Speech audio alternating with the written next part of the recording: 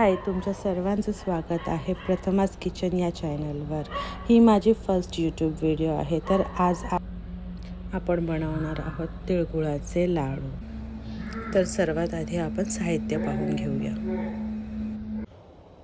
तर इथे मी साहित्यामध्ये घेतलेले आहेत तीळ 500 ग्रॅम, गूळ 500 ग्रॅम, शेंगदाणे भाजून सोलून कुटून घेतलेले आहेत, घी 2 टेबलस्पून, वेलची पावडर 1 टेबलस्पून आणि तीळ मी अनपॉलिश घेतलेले आहेत। तुम्ही पॉलिश तीळसुद्धा घेऊ शकता। चला तर करूया तिळाचे लाडू। सर्वात प्रथम एक कढई घेऊया। त्यात आपण तीळ 5 ते 10 मिनिटं लो फ्लेमवर परतून घेणार आहोत, जेणेकरून ते थोडेसे असे कुरकुरीत होतील। छान असे तीळ खरपूस भाजून घ्यायचे आहेत आपल्याला। तीळ खरपूस भाजून झाल्यावर ते आपण बाजूला काढून पुढची कृती करूया। आता आपण कढई तापत ठेवू, त्यात 2 टेबलस्पून घी टाकू। आता या घीमध्ये आपण गूळ आपलं शिजवून घेऊया। मी साधं गूळ घेतलं, तुम्हाला हवं असेल तर तुम्ही चिक्कीचं गूळसुद्धा घेऊ शकता। आता गूळ आपण छान वितळून द्यायचं आहे। त्यानंतर साधारण ते 10-1 मिनिटांनी ते पाक रेडी व्हायला येतो।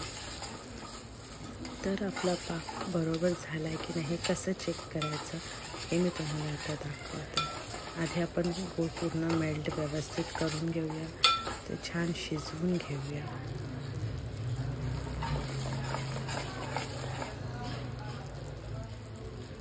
एका वाटीमध्ये पाणी घेऊन त्यात असं गुळाचे थोडे ड्रॉप्स टाकून बघायचे।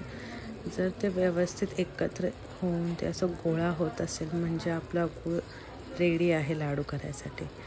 जर ते थोडंसं चिकट असेल याचा अर्थ का तो रेडी नाही आहे। असं छान प्रकारे गोळा झाला पाहिजे, म्हणजे आपला आता पाक रेडी आहे। आपला छान असा पाक तयार झालेला आहे। त्यात आता आपण भाजलेले तीळ टाकून घेऊया।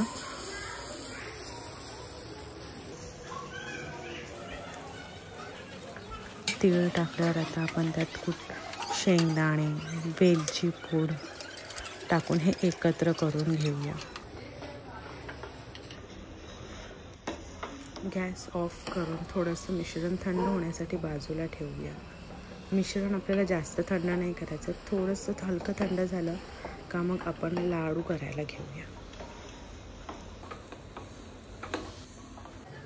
तर आता अशा प्रकारे आपण हाताला थोडंसं पाणी लावून घेऊया आणि मग आपण रेडी केलेलं मिश्रण थोडं थोडं करून हातावर आपल्याला पाहिजे त्या साईजचे आपण गोल गोल लाडू करून घेऊया। माझी आजी तर तिळाच्या चिक्क्या बनवायची। आमच्या आगरी कोळी लोकांमध्ये लाडूच्या जास्त चिक्की बनवतात। तर अशा प्रकारे आपण सर्व मिश्रणाचे लाडू करून घेऊयात।